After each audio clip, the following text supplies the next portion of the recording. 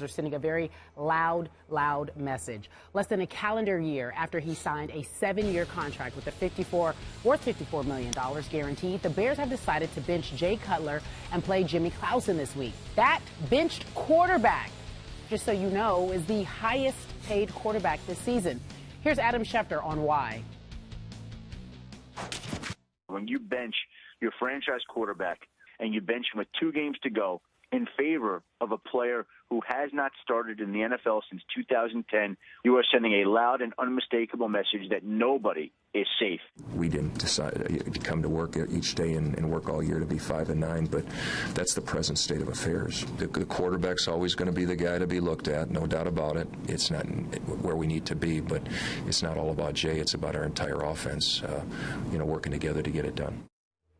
It's not all about Jay. He says he fell down on the job a little bit as well, Stephen A. So what do you make of this benching of Jay Cutler? You've been calling for it all year long. You've been done with him. But what do you make of the Bears actually benching him for the rest of the season? Well, I think it's a combination, you all, of 2 things. Number one, too little, too late, because it should have happened weeks ago, number one. And number 2, and more importantly, I think the Chicago Bears are in CYA mode, cover your you-know-what. Because the fact of the matter is that I think Trestman needs to go. I think Phil Emery needs to go. I think Jay Cutler needs to go. Ownership for the Chicago Bears should clean house because it's been an absolute catastrophe as far as I'm concerned. When you consider the money that they're paying Jay Cutler, the highest paid offensive player in the game of football, for what? I understand that he's athletic. I understand that he has skills. I understand that he has a rifle of an arm. But there is something to be said for intangibles, your ability to galvanize the troops around you to lead, not just with your words, not just verbally, but by example.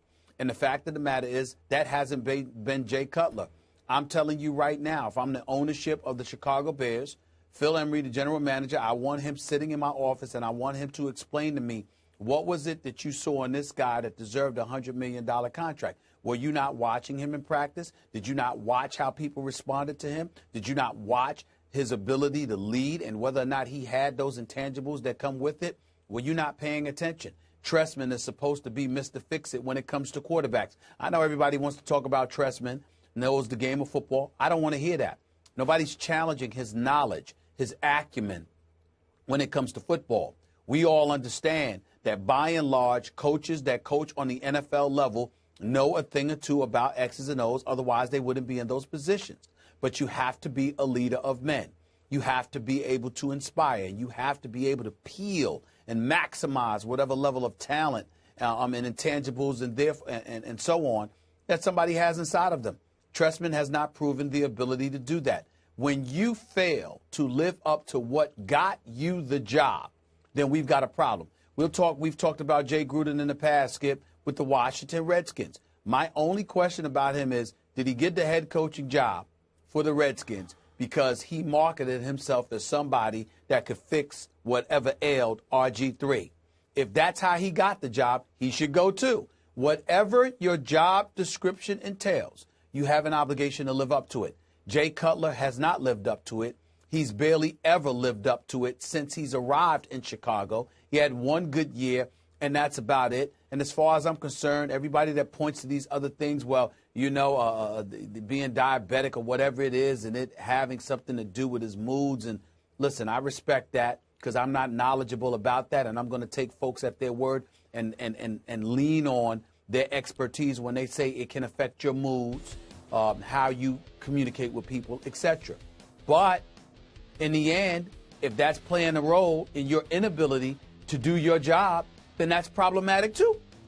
So no matter which way you slice it, whether it's legitimate health concerns, whether he's just a moody individual, whether he's just somebody that's incapable of leading or whatever the case may be, with Brandon Marshall, with Alshon Jeffrey, with Matt Forte, with Martellus Bennett, Jay Cutler has been a shell of the quarterback he was supposed to be. And because of that, he deserves this benching. It was long overdue, and if they're really smart, they'll get rid of him. Because if you know anything about the city of Chicago, which you do, Skip, because you work there, you know once they're done with you, they're done with you. And they are clearly done with Jay Cutler, as they should be. So you think it was a good move to bench Jay Cutler right now with 2 games remaining?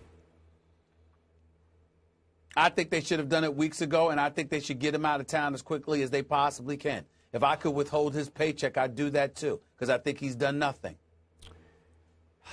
Okay, I want to be clear about what I'm about to say.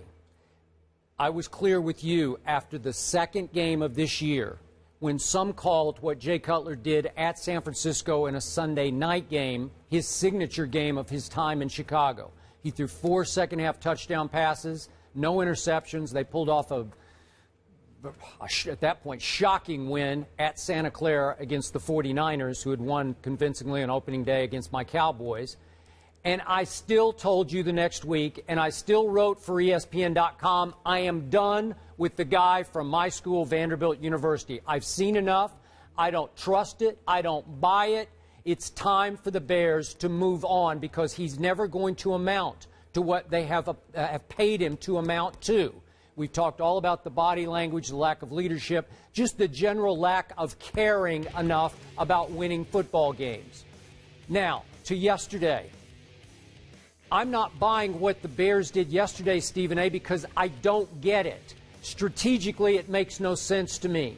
To me, it comes off as nothing more than a PR move by the McCaskey family that owns and operates the Chicago Bears. It's a panic move. It's a desperation move. It's just throwing a little tiny bone to your fandom to say, okay, we know how bad we are, and we know we just humiliated you on a Monday night stage against the New Orleans Saints, and we know he was pathetic again, so you know what? We're going to bench him. Help me out here. If, in fact, your goal is to trade him, which would be the easiest and most profitable way out from under the record contract that you gave him, making him the highest paid player in the NFL this year, you need to maximize your leverage. So if, in fact, you're going to shop him when the season is over, you have to let him play the last 2 games and just hope against hope that he has one of those good Jay Cutler games, which we know he is highly capable of having. So they play the Detroit Lions, one of the top defenses, at home this weekend. What if Jay Cutler had a good game? Wouldn't it up his ante a little bit more for the Bears? Wouldn't it increase their leverage just a little bit more? Then they go to Minnesota. Could he have a good game there? He could. Again, they're out of it. They're 5-9. But why would you bench him now in favor of a Jimmy Clausen who has no future in the league as a starting quarterback? If you told me you had a rookie that you kind of liked, even a 3rd or 4th round pick, and you said, we want to see what the kid can do, I get that. But it's not Jimmy Clausen. I was on record before the draft. I never liked Jimmy Clausen when he was at Notre Dame. He's not a starting quarterback. So now you are attracting the national spotlight on the problem that you caused yourself by giving him this huge contract.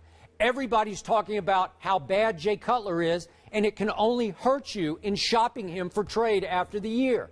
Now, if you're going to cut Jay Cutler, which would really handicap you against the salary cap over the next 3 years, God bless you. Then go ahead and cut him. You should cut him today. That would be the move to make today. Just cut him. Send him on his way. That would be a statement.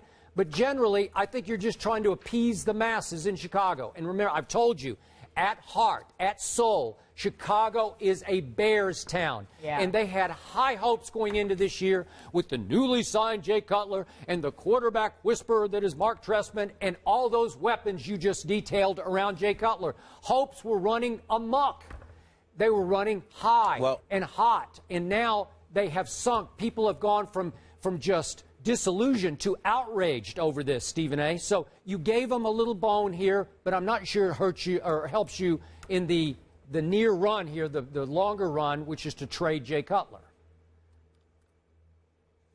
Well, what I'm saying to you, Skip, is that I don't necessarily disagree with that. Like I told you, they're in CYA mode. Yep. Cover there, you know what. We understand that. That's exactly what they're doing. But really, you know, the preseason report, Skip, highlights everything. If you remember, if you read all the aficionados and what they were saying, they talked about the 7-year, $126 million contract that was given to Jay Cutler. And what they wrote in those reports, those magazines, etc., was that Chicago is hoping that by signing Jay Cutler to this contract, giving him long-term security, combined with the receiving corps that he has at his disposal, that he will join the ranks of the elite quarterbacks in the game. I'm sorry, Skip. I thought when you got that kind of money, it's because you were amongst the elite in the game. Not that they would give it to you in hopes that you do. I thought only Jerry Jones did that when it came to Tony Romo, but evidently not so, because the Chicago Bears were of the mindset that we're hopeful that Jay Cutler will elevate to this level if he got the money. So by making this move, what you're basically saying is you're conceding to the public, you're right in the negativity you've been spewing in his direction. We missed the boat on this. We want you to know that we see what you see, which in fact leans on the PR angle that you touched on. Yep. That's why if I'm ownership, they all got to go. Because to me, this is not a Jay Cutler issue.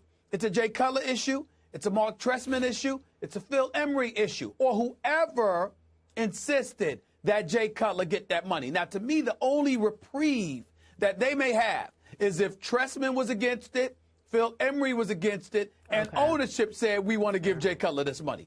Then it's not on them. Yeah. But if that's not the case, and they came to ownership with the recommendation to make this kind of investment into Jay Cutler, they need to clean house.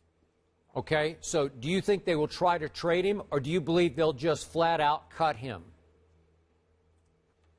I think they'll try to trade him, because I think that bottom line is if you could get rid of him. First of all, there's a sucker born every minute in sports. That's number one. Let's get that out of the way. Secondly and more importantly, there are, listen, Jay Cutler, there are 10 teams that could use a Jay Cutler. Maybe not at that price, but there are 10 teams that could use him. I mean, he's not the worst quarterback in the game. Yeah. He's just not a winner. Yeah. That's all I'm saying. He's got skills. I mean, he's somebody that could do some good things, but he's not a winner. He's not the guy. He's not the reason you are going to win games. And it wouldn't be that big of a deal if he wasn't the quarterback. But when you're the quarterback and somebody can say that about you, it's just bad. Yep. At that price? Yeah. Now, if it's somebody that ain't making that money, that's different. But at that price, at that position, if you're not a primary reason why teams are winning games, you're relatively useless to me. And I think that Jay Cutler is useless. Really, I'm serious. All right, so Skip says cut him if they really want to send a message. Meantime, in between time, what's the likelihood of that happening? We'll discuss more about Jay Cutler. Herm Edwards will join us at the bottom of the hour.